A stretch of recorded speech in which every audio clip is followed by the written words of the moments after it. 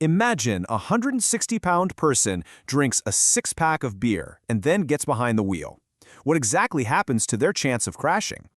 Well, their crash risk doesn't just double, it doesn't even triple. It literally multiplies by 26.35. That is not just some random guess, it's a precise mathematical prediction derived straight from real-world data. By the end of this explainer, you're going to understand exactly how we calculate that number, the mathematical formulas behind it, and how you can use these exact same tools to model real-world examples yourself. Section 1. Making sense of messy, real-world data. In textbook math problems, data points often form this perfect, predictable straight line. But let's be real, real-world data is messy. Things speed up, they slow down. So to handle this messiness, we use a really clever process called regression analysis. Think of raw data points, kind of like a person's specific physical measurements, right? Like shoulder width, arm length, waist size. Regression analysis is basically the process of acting as a tailor to find the mathematical suit that fits those specific measurements best. We aren't expecting every single measurement to be completely perfect down to the millimeter, but we absolutely want the overall suit to fit the shape of the data. And once we have that mathematical suit tailored perfectly, we can use it to predict future events. Today we're looking at three very specific types of suits: exponential, logarithmic, and logistic. Let's dive right into exponential growth, or runaway data. Let's pull the first mathematical tool right out of our belt, the exponential model. We use this when a situation accelerates rapidly without bound, or conversely, decays rapidly and then slows down as it gets closer and closer to zero. Let's actually look at the data behind our opening hook. A 2007 university study investigated the crash risk of alcohol-impaired driving. So with a blood alcohol content, or BAC, of 0, the relative risk is just 1. Now, if we jump to a BAC of 0.05, the risk is 1.38. Okay, it's climbing, but pretty slowly. But look what happens when we hit 0.15. The risk absolutely jumps to 22.1. And at 0.21, it is nearly 100 times more likely. The data is accelerating wildly here. This is the textbook definition of runaway exponential growth. Now that we've got the basic idea down, let's move right into the formula. The standard form used in regression analysis is y equals a times b to the power of x. The absolutely crucial point to watch here is the b value. B must be non-negative. If b is greater than 1, we're looking at exponential growth, just like our crash risk data, expanding without any bounds. But if b is between 0 and 1, we are looking at exponential decay. Think of that like the cooling of a hot cup of coffee, dropping incredibly fast and then slowly leveling out toward room temperature. So how do we actually tailor the suit ourselves?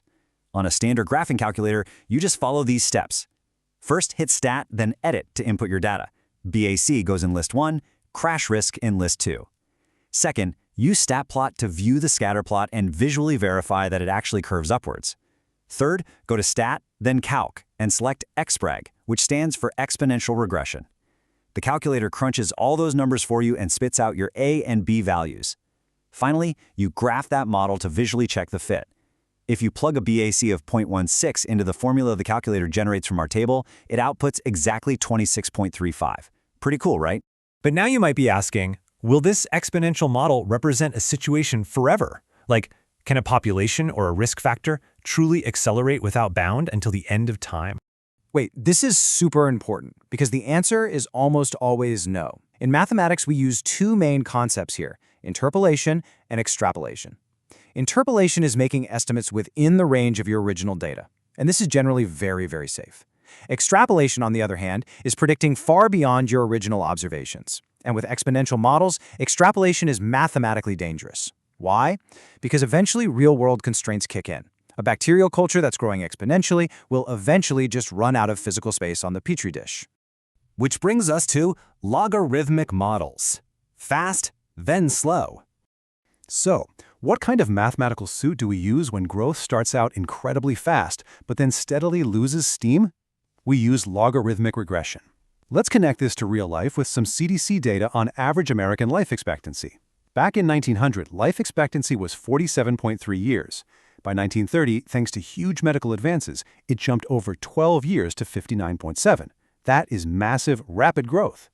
But check out the difference between 1970 and 2010. It only grew by about 8 years across 4 entire decades. So we're still advancing, sure, but the gains are becoming much harder and much slower to achieve. And this beautifully illustrates the logarithmic formula, y equals a plus b times the natural log of x. The foundational rule you absolutely have to remember here is that all input x values must be greater than 0. If the b value is greater than 0, the model shows growth that explodes initially, but then steadily tapers off. If b is less than 0, well, it's decay that drops fast and then tapers. To model this one yourself, you'll enter the decades as your x values, so 1900 is decade 1, 1910 is decade 2, and so on. In your graphing utility, under the Calc menu, you'll select LNREG for logarithmic regression. Now, if we want to extrapolate just a little bit and predict life expectancy for the year 2030, we substitute x equals 14 into our resulting model. The math predicts an average life expectancy of 79.1 years. It continues to grow, just at a much slower creeping pace. But let's pause for a second and ask another really common question. Logarithmic models still technically grow forever, just very, very slowly. But what happens if a population physically runs out of room or resources and simply cannot grow another inch? That leaves us perfectly into logistic models, hitting the ceiling. You can really think of the logistic function as resource-limited exponential growth. It starts off looking just like a runaway curve, but then it hits a hard ceiling. A classic example of this is technology adoption. Look at this data on the percentage of Americans with cellular service. Back in 1995, it was a total luxury at about 12.6%. By 2000, it exploded to almost 39%. By 2006, over 76%. This looks completely exponential at first glance. But wait, we're tracking a percentage of the population. You literally cannot have more than 100% of people owning a cell phone. The data fundamentally has to slow down and flatten out as it approaches that 100% mark. The formula that handles this specific situation is the logistic formula. Y equals C divided by the quantity 1 plus a times e to the power of negative bx. Visually, this is very distinct from our first two models because it features a numerator, c, divided by an exponential expression. And that numerator, c, is incredibly special. It is known as the carrying capacity. It represents the absolute upper limit or bounding line that the data approaches but never perfectly surpasses. For example, in a biology experiment, c is the maximum number of bacteria the nutrients in a dish can actually keep alive. In our cell phone example, c represents absolute total market saturation. Now here is a really common point of confusion. If you plug the cell phone data into your calculator using the logistic command, the calculator outputs a carrying capacity, a C value of roughly 105. So you might reasonably ask, is the math wrong? How on earth can 105% of a population have a cell phone? Well, the answer is that the math isn't wrong. The calculator is just faithfully tailoring the suit that best fits the scattered data points it was actually given. But as the mathematician, you must apply logic. The mathematical model suggests a ceiling of 105, but our logical reality tells us the true ceiling is 100. Always, always interpret your models within the strict bounds of reality. Let's move to our summary and final thoughts. Let's quickly summarize the key takeaways here. Regression analysis isn't about perfect lines. It's about finding the right mathematical model to predict messy behaviors.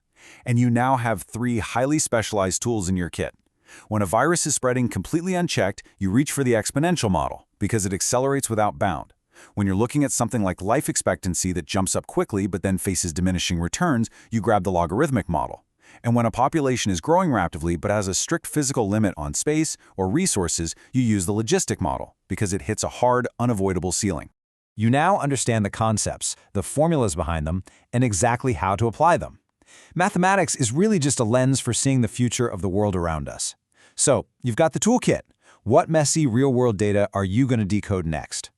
I highly encourage you to apply regression analysis to the very next dataset you encounter in the news or maybe your next class assignment. Find that trend, fit the curve, and make a prediction. Thanks for focusing in with us, and I'll see you